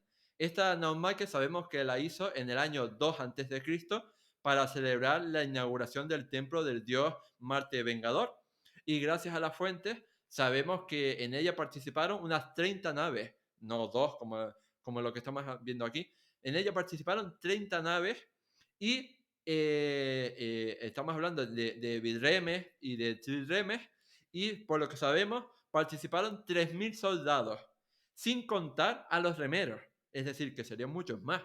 Así que podemos estar hablando a lo mejor de 4.000 hombres metidos en el lago artificial participando en esa naumaquia. Así que aquí conectamos, ¿no? Con lo que tú decías al principio del programa, de que la historia de Roma es mucho más apasionante de lo que cualquier película nos quiere contar, porque aquí en la película vemos una naumaquia de dos barcos, mientras que en la historia real de Roma vimos que hubo una naumaquia de 30 naves y más de 3.000 hombres. Es espectacular, eso sí que hubiese sido digno de verlo, eso sí que habría pagado yo lo impagable por ver ese espectáculo y representando la batalla de Salamina, ¿no? Una de las grandes gestas de la Grecia clásica, ¿no? Mm, sí. Em, bueno, dentro de lo que cabe, pues la historia evoluciona, todo es una trama de conspiración para derrocar a los emperadores, y luego aparece la figura de este Macrino, ¿no? De este Macrino que es un lanista, bueno, no diría ni lanista, es un esclavista lanista que tiene un ludus de provincia, imitando lo mismo que hizo en la primera película con Próximo, ¿te Mm, acuerdas? Que también sí. era un provinciano que era lanista, que tenía una escuela de gladiadores, Aquí no se le da tanta importancia a la escuela de gladiadores, pasa muy desapercibido el tema de la formación de gladiador, del ludus, de cómo se trabaja en el ludus, de cómo es la vida de gladiador. Aquí ya va directamente al meollo, ¿no? Venga, Mm. vamos todos para el Coliseo. O sea, no te das ni cuenta que ya estás en el Coliseo. De los babuinos pasas al Coliseo, ¿no? No hay tampoco una transición, ni se ve un proceso, ni una formación, ni cómo era la vida dentro del ludus, que hubiese sido muy interesante también, ¿vale? Aquí ya es el rey. El Jano ya es el rey del ludus, que ahí tiene su entrenador privado, cuando le hacen lo de los remos, es el que corta la pana, el que maneja allí con el Mm. médico ese, que le han intentado poner al médico ese como un poco en contraposición al personaje, a Juba, que tenía en la primera, ¿no? Que siempre hay un protagonista y el amigo del protagonista, ¿vale? Y me da la sensación de que falta contenido, ¿no? A nivel político también, la conspiración, no hay muchos datos, se ve a Lucila siempre conspirando, que llevaba ya, Lucila realmente llevaba muerta muchísimos años, porque murió Mm. al poco de que su hermano subiera al trono, porque precisamente intentó orquestar, o dicen las fuentes, que intentó orquestar una conspiración junto a su segundo esposo, que no era Máximo Décimo Mérido, no os preocupéis, era un senador romano, ¿vale? Un oficial del ejército romano, de Marco Aurelio, ¿vale? Que intentó orquestar esa conjura contra Cómodo y Cómodo la acabó matando. O sea, que llevaba ya muchos, muchos años muerta Lucila. Bueno, a ver, acepto que esta trama de intentar vengar un poco o limpiar el nombre de su familia, sabiendo que Lucio podía estar vivo, que era el único heredero de, de, de la De Marco estirpe, Aurelio. Mm. sí, de Marco Aurelio, ¿no? Entonces, vale, te lo acepto, ¿no? Y esta trama con Acacio, que quieren derrocar a los locos, vale, sí. Bueno, y lo mismo, ¿eh? Si te fijas, es que tengo el ejército acantonado en Ostia. Y esa escena es que es la misma que cuando Mark Máximo intenta acabar con Cómodo. También tiene al ejército acantonado en Ostia. 5.000 hombres, tal día vendrán. Está todo muy orquestado. Es que es todo igual. Sí. Todo igual, tío. Cambia un poco. Intenta variar, Ridley. No me metas la misma trama, porque al final es una conspiración, alguien que lo ve, se chiva y acaba pasando esto. Y quien lo ve, pues la esclava que todo el mundo sospecha que dices, cuando está hablando con General Acacio y dice no sé qué de los hermanos, está la esclava que se ve por ahí el fondo y le dice, ya, "Shh, esclava, vete. Ya sabes que es esa la que se va a chivar. Es que queda claro, ¿no? Entonces, es muy, muy evidente, ¿no? Y luego Macrino con ese doble papel, porque a mí Macrino hasta este momento me parecía un personaje interesante. ¿Vale? Tiene su Mm. historia, su esclavista, su Antonio Próximo, es lo mismo que Próximo. O sea, al final no deja de ser él. Pero luego ya gira, ¿no? Y la ambición personal de este Macrino lo hace meterse en tramas políticas, que si con este senador, que si con el otro, que si con los emperadores, a comerle la oreja a uno, a comerle la... Y esa evolución yo creo que es muy forzada. A mí realmente no tiene peso.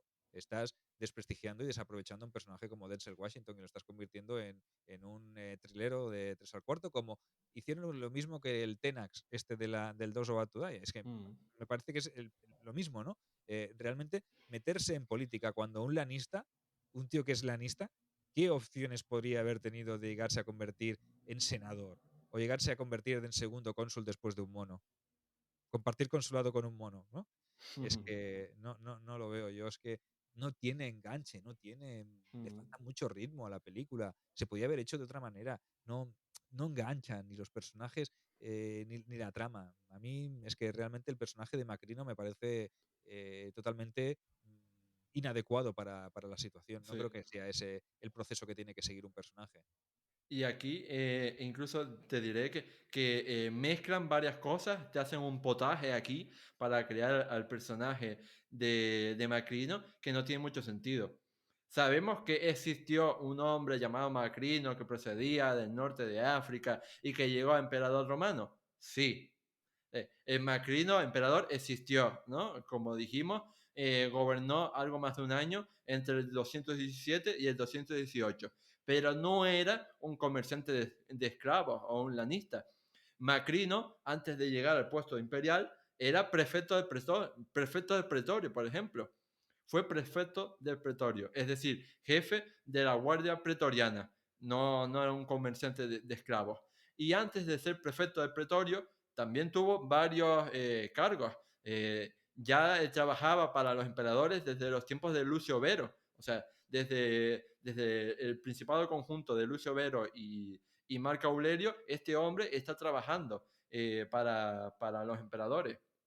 Así que no era alguien ajeno al poder, no era alguien que se dedicara al comercio de esclavos, ni mucho menos. Entonces, pues eso, no sé, lo cogen de una manera bastante inverosímil en la película. Y yo creo que esto también es súper gratuito porque habría salido mucho mejor si colocan a Macrino como una persona que ya estaba en el poder y que Claro. después da un golpe de estado y se hace con el poder asesinando a los emperadores o lo que fuera. O sea, si tú presentas a Macrino como lo que era, ¿no? Como el prefecto de Pretorio, pues tiene más sentido porque como jefe de la Guardia Pretoriana, pues tiene el poder para después matar a los emperadores, ¿no? Y hacer ese golpe de estado y acabar él como emperador. Vamos, que eso sería mucho más vendible que ponerlo como simplemente un comerciante de esclavos que se gana la confianza del emperador cara a cara y así por la cara lo nombra cónsul junto con el mono. Pero, Entonces, pero se gana la confianza en mm, nada y menos, en un telediario, claro, que dices, es que tampoco es real, no es verídico. Un hombre de la sí, nada que se dedica a ser un lanista en el anfiteatro, que llega a tener esa influencia sobre los dos emperadores, que pueda meterse y codearse con senadores y que llegue a ser nombrado cónsul. Y es más, que inste al hermano para que mate al otro hermano. sí, Al final es que es poco creíble la trama, sí, cuando la historia ya de por sí es bastante más interesante. sí, Que poniéndolo de prefecto del pretorio allí, pues le das un poder que ya podría tener, ¿no? Y metes a otro que haga de esclavista. Y no hace falta que haya un lanista que sea tan importante, porque parece como que quiera recuperar los personajes y los roles sí, de sí, la primera película, ¿no? Y quiera hacer, pero dándole un añadido, ¿no? A ese lanista.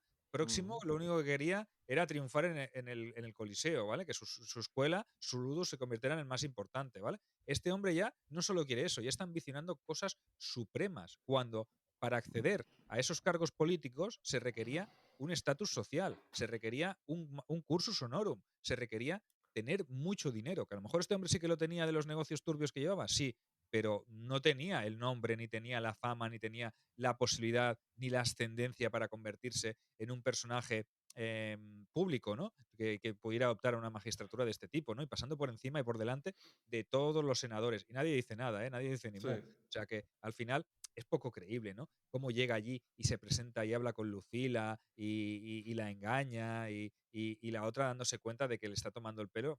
Vamos, yo pienso que ahí falla. Mira, a mí el personaje que más me ha gustado es el general Acacio, ¿vale? Porque me recuerda mucho a Máximo. Al final, lo venden como un personaje leal a Máximo, como que fue uno de los que estuvo allí con él, ¿no? Vale, perfecto, pues tira de ahí, tira de Acacio. El niño, para mí, el Lucio es un personaje secundario. Primero, que odia a los romanos, que no asume lo que es. Que, a ver, chato, que no te acuerdas de tu madre o que reniegas de ella. A ver, chato, que te salvó la vida, que tenías 12 años, que te iban a matar, que eras el objetivo de cualquier que quisiera optar al trono. Te salva la vida y tienes ese rencor hacia tu madre, que lo que ha hecho es y todo ese montaje familiar para Fernalia de que te odio, te odio, te odio, te odio, te odio, y luego te quiero mucho, ay, sí, mm. mami, dices, hostia, queda muy Y forzado. la transición no tiene mucho sentido.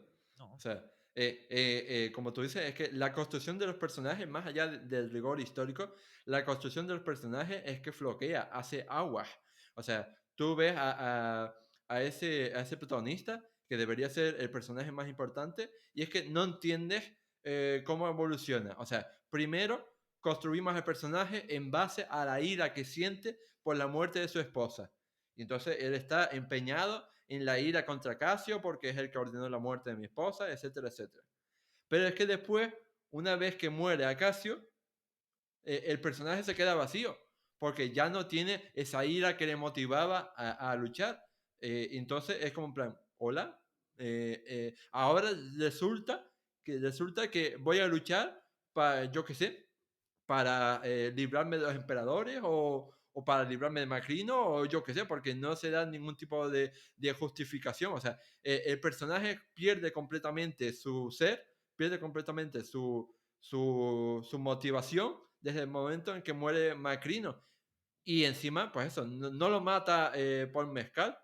Entonces, pierde totalmente la motivación y después de forma artificial vuelve a querer a la madre, vuelve a querer a Roma, y es como en plan, hola, no he visto la transición desde el momento de odio Roma, odio a mi madre por haberme abandonado, hasta el momento de me voy a reivindicar como nieto de Marco Aurelio y amo a mi madre y la quiero rescatar de la muerte. Entonces, yo creo que esa construcción de personajes, ese guión, flojea muchísimo. No es como en Gladiator 1, en el que a lo largo de toda la película vemos la enemistad entre Máximo y Cómodo. Y esa enemistad se construye y no se explota hasta el final, hasta que muere Cómodo y después muere Máximo y se explota durante toda la película. Mientras que aquí, esa motivación que tenía el personaje acaba a mitad de la película cuando matan a Casio. Y después tú te quedas en plan, oye, ¿y para qué más? Porque O sea, quería la cabeza de Acacio y el mm, otro parece que todo esto está orquestado para brindarle la cabeza de Acacio, mm, como si Macrino le estuviera brindando la oportunidad de matar a Acacio, ¿no? Y luego mm, defiende, no, esto es lo que piensan de vosotros, así tratáis a un héroe de Roma, el mm, héroe que ha matado a tu mujer y que llevas toda la película intentando sí, matar, y ahora de repente ya te cambia la percepción y ahora ya dices que es un sí. héroe de Roma y tal, y vamos, construyamos una Roma nueva. Pero bueno, hasta llegar aquí hay un momento que la madre es prisionera por haber traicionado y luego aparece en la jaula en la celda del Jano, de su hijo, de Lucio, totalmente libre. Y luego vuelve a estar encarcelada. Digo, ¿qué pasa? ¿Que le han dado un permiso penitenciario para Mm, salir a ver a su hijo y entregarle el anillo? A ver, hay incongruencias de guión, ¿no? Entonces, total. no se entiende. A eso me lo explicaron mis amigos. Me dicen, pero ¿cómo ha salido esta mujer si estaba prisionera por traición y ahora vuelve a estar libre y va a ver a su hijo y luego vuelve a estar encarcelada por Macrino? Dice, no me falla. Y cuando le da el anillo, que le dice a su amigo el médico, ve a hostia y entrega ese anillo y diles que es de Lucio Vero Aurelio, el nieto del emperador Marco Aurelio, no sé qué. Y el otro dice, ah, pues vale. Y dice, y dame las llaves. Dice, chato, si te da las llaves, ¿por qué no coges tú el anillo, te coges el caballo y te vas a Claro, las tropas acantonadas allí y vuelves con el sí, ejército que es leal a Cacio y que es leal a Marco Aurelio? Tío, ¿qué haces? ¿Mandas a uno que corres el riesgo de que no entregue el mensaje claro. y el mensajero entra allí en un campamento romano como el que entra por su casa y, y se baja del caballo y aparta a un soldado y entra allí y le da el anillo al general y el general se lo cree? Quiero decir, hagámoslo con un poquito más de rigor, pero no ya de rigor histórico, de rigor para entretenerme, que Claro, quiero creerme la historia. Si es que al final la trama pierde fuelle. Para mí, desde la muerte de Acacio, todo lo demás de la película sí. sobra. Mm, Sobra, no es necesario, porque es alargar y alargar una situación que al final concluye de una manera previsible y bastante cutre salchichera. Porque sí. cuando escapa Macrino del anfiteatro Flavio, que dices, ¿para qué te escapas si tienes todos los pretorianos a tu servicio?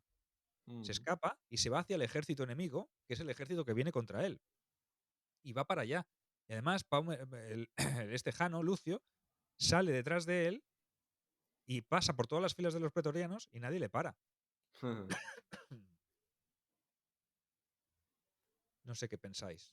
O sea, Llegados a esta altura, sí, sí, o yo, sea, estamos poniendo en evidencia que el problema de Gladiator 2 no es que sea mala a nivel histórico. El problema de Gladiator 2 es que su guión es muy flojo, su construcción de personajes es muy floja, la trama no se sostiene. Me refiero que como producto de entretenimiento le falta. es muy flojo, es muy deficiente. Entonces, no es ya solo que tenga muchos fallos históricos, sino que como película no funciona, porque Gladiator 1 tendrá infinidad de fallos de rigor histórico, pero como producto, como película, está muy bien, te lo crees, me refiero, emociona, ¿no? Es épica, es entretenida, tiene buenas interpretaciones, frases memorables, una banda sonora que se te queda grabada a fuego, mientras que esta no tiene absolutamente nada. Por no tener, no tiene ni siquiera un guión atractivo o unos buenos efectos especiales que te asombren. Y aquí no habíamos mencionado una cosa que, en la que yo me he fijado y bueno, que lo mencioné un poco anteriormente, que es el Senado. El Senado, aparte, ¿no? De que tiene muy pocos miembros, ¿no? Como es habitual en todo tipo de representaciones, aparece como que solo hay un par de decenas de senadores. Resulta que los senadores van vestidos con una túnica con una franja negra. Y corríjanme si me equivoco, pero la franja era púrpura, no negra. Correcto, Entonces, correcto. me parece un detalle súper gratuito también, porque ¿qué costaba poner una franja púrpura en vez de una franja negra? Digo yo. Correcto. Sí, al final nos acercamos casi ya a la hora y media. Yo iría ya dando las últimas pinceladas. Queremos haceros entender sobre todo esto, lo que decía Oscar, ¿no? Que no la hemos atacado ni la estamos atacando solo desde el punto de vista del rigor, que Mm, eso entra dentro de los planes, es previsible, ¿vale? Em, Pedimos simplemente un producto que entretenga. Y a mí, excepto la primera parte de la película, lo demás no se me ha hecho tampoco atractivo ni entretenido. Entonces, mm. eh, recomendación, ir a verla. Eh, Si os gusta, pues Y os gusta. y hay muchas cosas más que comentar, así que yo creo que podemos darnos vidilla y hacerlo de forma más rápida para que no nos quede mucho más largo de lo que está quedando. Y aquí quería, no podía dejar pasar unos detalles que se muestran en la película, y es que en todo momento te muestran que Roma supuestamente solo tiene una entrada, solo tiene un acceso, ¿no? Un camino que lleva a Roma, cuando sabemos, ¿no? Que en la realidad Roma tenía al menos 8 puertas, ¿no? Tenía 8 puertas, mientras que aquí solo hay una. Y encima, esa única puerta que hay tiene un arco en cuya cima tiene a la Luperca con los bebés Rómulo y Remo mamando, ¿no? Cuando sabemos, ¿no? Bueno, se estudia que incluso la Luperca no podría ser de la antigua Roma, ¿no? Incluso se estudia el hecho de que podría ser una escultura medieval. Pero bueno, sea romana o sea medieval, lo que sí está claro es que los bebés son un añadido posterior. Los bebés, Rómulo y Remo, ¿no? Así esperando mamar de la loba, son un añadido del Renacimiento. Concretamente creo que están datados en 1471. Así que nunca podrían estar en esa estatua de la Luperca de la antigua Roma, si es que se hizo en la antigua Roma. Así que no podemos encontrar esa Luperca con los niños tal y como la vemos en esa entrada a Roma. Entonces, son detallitos, ¿no? Que nos cuecen y que nos hacen sacarnos de la película. Igual que, por ejemplo, un fallo garrafal, ¿no? Que seguro que se ha dado cuenta más gente, como es el tema de las inscripciones epigráficas en inglés, no en latín. O sea, vemos, por ejemplo, se mencionan los textos de Virgilio y vemos que estamos en una casa que tiene los textos de Virgilio, que los ve Lucila, en la pared. Pero los textos están escritos en inglés, no en latín. Entonces es como en plan, ¿hola? Yo entiendo esto es para que la gente, el público lo entienda. No, si lo Claro, pones en latín, la mayoría de la gente no está capacitada para entender el latín ni para leerlo. claro, pero Entonces, tú yo dices, creo que aquí Hola, inglés en la antigua Roma. es una licencia y rompo aquí una lanza en favor de Riley y digo, más que nada porque va dirigido a una audiencia, sobre todo inglesa, ¿vale? De lengua inglesa, anglófoba, anglófona, ¿vale? Y lo que quiere es que se entienda la inscripción, ¿vale? Entonces yo creo que va un poco por aquí. Venga, yo esto se lo perdono, yo tampoco soy ahí tan radical como tú. Yo voy a hacer de poli bueno ahora y le digo que puedo llegar a comprender que haya esta inscripción. Pero bueno, si lo haces, hazlo con todo, ¿no? También es verdad que sale un arco con una inscripción en latín. Entonces, Sí, o todo en inglés o todo en latín. No me vayas sí. mezclando idiomas, ¿no? Al final, Sí, al fin y al cabo, lo que se busca es que las frases importantes sean las que están en inglés, pero después hay muchas otras cosas en latín. Entonces, como en plan, oye, chico, pues, ¿sabes? Sé coherente. O todo en inglés o todo en latín, pero no simplemente lo que a ti te interesa que salga en latín, o sea, que salga en inglés, o sea, no tiene ningún sentido. Y otra cosa que no tiene sentido y que es muy gratuito, o sea, ya sabemos, ¿no? Que las muertes de los personajes no son como fueron así, ¿no? O sea, ni Caracara murió así, ni Macrino murió así, o sea, eso lo vamos a obviar. Pero hay otro detalle en el que yo me fijé que es súper gratuito y no tiene sentido. Y es que en un momento dado, Caracalla le dice a Macrino que está resentido con su hermano, con Geta, desde el principio, desde que eran niños, porque desde que estábamos en el útero de nuestra madre, ya él me intentó matar. O sea, dice que eran hermanos gemelos, cuando sabemos que no, que Geta y Caracalla no eran hermanos gemelos, que Caracalla era mayor y Geta era el hermano menor.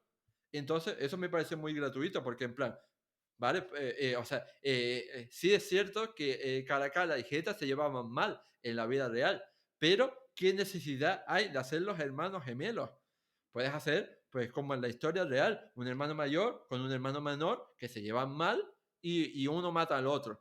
Pero no hay necesidad de hacer los hermanos gemelos. O sea, eso es algo súper gratuito que no tenía sentido hacer. No hacía falta, quiero decir, para construir esa enemistad entre Caracalla y Geta.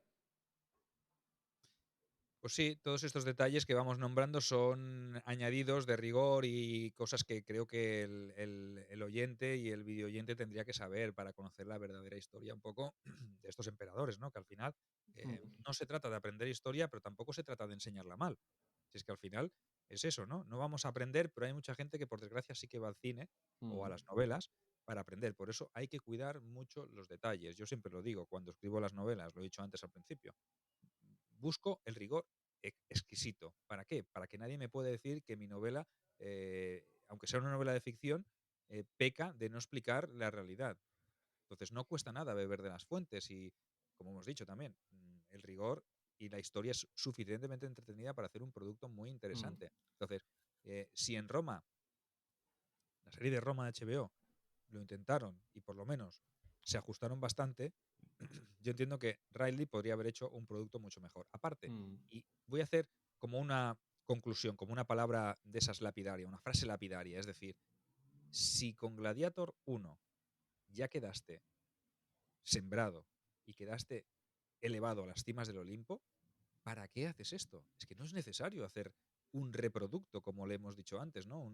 ¿Cómo le llamabas tú, Oscar, a este una tipo de cine? recuela. Una recuela, es O decir, sea, una la idea es mezcla que hagas lo de mismo. remake y secuela. Claro, vas a hacer lo mismo, porque es el mismo producto. Innova, haz otra peli, no le pongas Gladiator 2, ponle otro título. Es que desvincúlala. ¿Por qué? Porque no es necesario seguir la historia. Es que la historia de Roma es tan amplia y está llena de tantas historias épicas y momentos épicos que podrías haber hecho una película de cualquiera de esos. Incluso ambientarla en una época y darle tu parte de ficción. Si dices que los historiadores, nadie estuvo allí para decirte cómo era la historia de Roma de verdad, pero no era necesario, desde mi punto de vista, volver a seguir esta historia ni rehacerla sentando los mismos pilares, ¿eh? Porque al final no cambia prácticamente nada. Y por lo menos habértelo currado dejando que los actores hicieran interpretaciones buenas con un guión de calidad. Porque es que al final la historia va perdiendo fuelle y es una lástima porque 25 años después te ha dado tiempo de pensar mucho. O sea que, y me parece que lo que iba, o las primeras ideas que tenía eran incluso más extrañas, porque quería hacer que Máximo volviera de la muerte y todo. O sea, que quería, o sea, te imagínate las historias que tenía Ridley pasándole por la cabeza. O sea, que al final nosotros la hemos tenido que ir a ver. Yo, sinceramente, si no hubiese tenido que hacer, ni hubiese querido hacer este vídeo, a lo mejor me hubiese esperado para verla cuando saliera en alguna plataforma, ¿vale? Gratuita, de estas de Netflix, Amazon, tal. Pero también es verdad que tenía las expectativas bajas, pero cuando fui pensé, uy, parece que va a estar bien al principio. Y luego me di cuenta de que, uy, no, no, no, tío, esto ha sido un espejismo, ha sido eh, una gota de agua en un oasis, perdón, un oasis es en un desierto enorme, ¿no? Entonces, al final, mi valoración para mí es floja, ¿vale? Y sinceramente, quitando y dejando a un lado la parte del rigor, que eso ya no contaba con ella, ¿no? Pero a nivel de trama, de guión, de interpretación, muy flojita, muy flojita. No, si este es un producto para recaudar dinero, lo hará porque tira del nombre de Gladiator 2, de Gladiator 1, perdón, y lo conseguirá, seguramente sacará mucha pasta, pero Riley, amigo, prepárate porque te van a llover por todas partes, porque la película para mí no está, ni mucho menos, no llega ni a la suela de la Caligae Mm, de la primera. O sí. sea que, En ese sentido me recuerda, por ejemplo, a otras secuelas totalmente innecesarias y que quedaron a la altura del betún y que se hicieron simplemente con la idea de sacar dinero. Por ejemplo, el caso más reciente es Joker 2. O sea, ¿tenía sentido hacer Joker 2? No. Y bueno, en este caso al menos se metió tremendo batacazo en taquilla porque fue totalmente sepultada por la crítica y demás, y bueno, y por el público. Entonces, está claro, ¿no? Que no siempre se justifica el hacer una secuela innecesaria para destruir a la original y simplemente por ganar dinero. O por ejemplo, 300, el origen del imperio. ¿No? Haces 300, lo peta, es un peliculón. O sea, es 0% riguroso a nivel histórico, pero es un peliculón. Y después, 10 años después, para intentar ganar dinero, haces una secuela vamos, que no tiene ningún sentido a nivel de historia, pero vamos, que a nivel de acción, como producto de entretenimiento, está muy por debajo del original. Entonces son ejemplos de secuelas que se hicieron simplemente con la expectativa de ganar dinero, pero que no estuvieron ni mucho menos a la altura del original. Y esta pasará a formar parte de ese club, de ese club selectivo y exclusivo.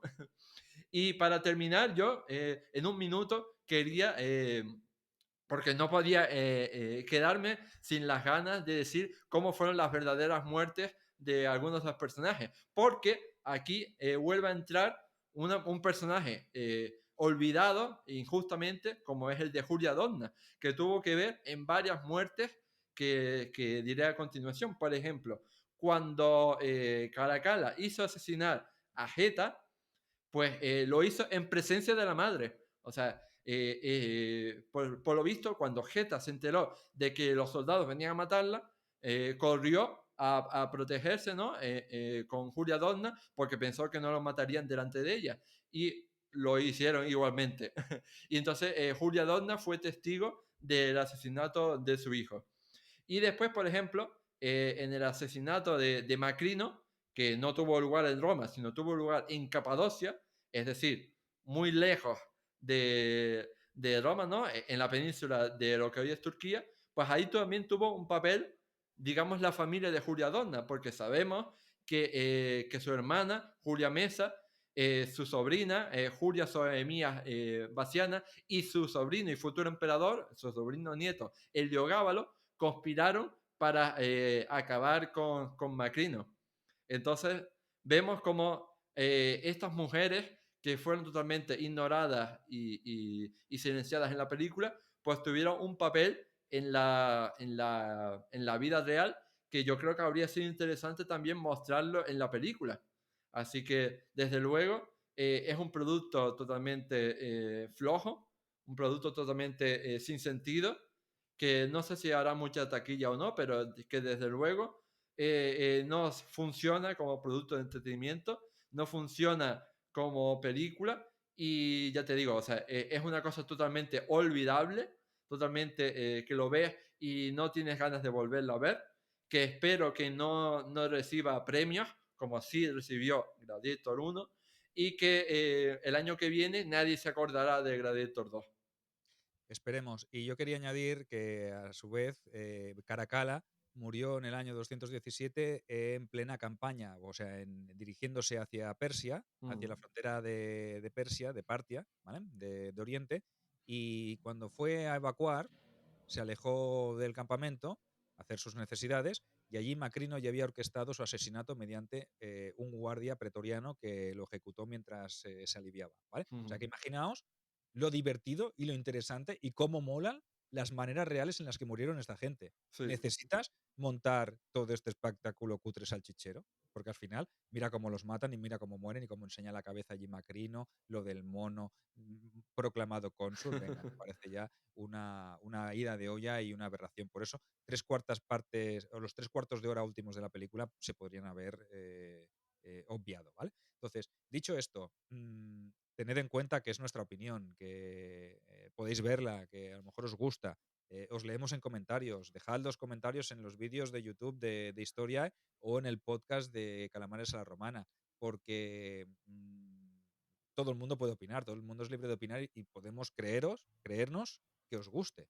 No tiene por qué no gustaros. Hay gente que le ha gustado, hay gente que no. Yo creo que la opinión va a estar y la crítica va a estar muy dividida aquí, ¿no? Como en Gladiator 1, a nivel de rigor histórico fue flojita, pero de espectáculo fue brutal. Se llevó los premios Oscars merecidos, yo creo, desde mi punto de vista. Yo creo que este no se va a llevar nada porque realmente no ha hecho méritos y es, como bien dice, una recuela hecha simplemente para ganar dinero y tirar del nombre de la primera, ¿no? O sea que al final, hasta aquí nuestra opinión. Creo que lo hemos dicho todo, nos hemos dejado muchos aspectos, muchos detalles, porque el tiempo apremia, no queremos hacer tampoco un podcast más largo, un programa más largo. Entonces, sobre todo importante, dejadnos vuestros comentarios, vuestras opiniones, os leemos, os respondemos y suscribíos a nuestros canales, a todos los canales de Oscar, de historia, que lo tienen podcast y lo tienen YouTube, ¿vale? Podéis suscribiros al suyo y suscribiros a los nuestros, sobre todo. Y tened presente, también antes de despedirme, que están ya vigentes las fechas y los programas de los viajes que vamos a hacer con Grupeando, ¿vale? O sea que tenemos ese Atenas de las guerras médicas donde iremos a ver precisamente Salamina, ¿vale? Pero la Salamina real, la de los griegos, no la de los troyanos, ¿vale? Quizá de aquí a un año nos vayamos allí a Capadocia, Asia Menor y podamos visitar los restos de la Sagrada Ilion de Troya. Pero de momento este 2025, para marzo, finales de marzo, tendremos Atenas. Para finales de julio tendremos Pompeya, con Herculano, con Paestum y con una inmersión en el subacuática en el yacimiento de Bayae. O sea, imaginaos lo que vamos a ver. Y estamos ultimando la Roma secreta porque en vez de hacerla a finales de julio, lo más probable es que tengamos algún cambio, ¿vale? Y lo hagamos a principios de julio en compañía de otro podcast, ¿vale? O sea que hasta aquí puedo leer. De momento todo está negociándose, ¿vale? Pero es probable que la fecha de la Roma secreta cambie.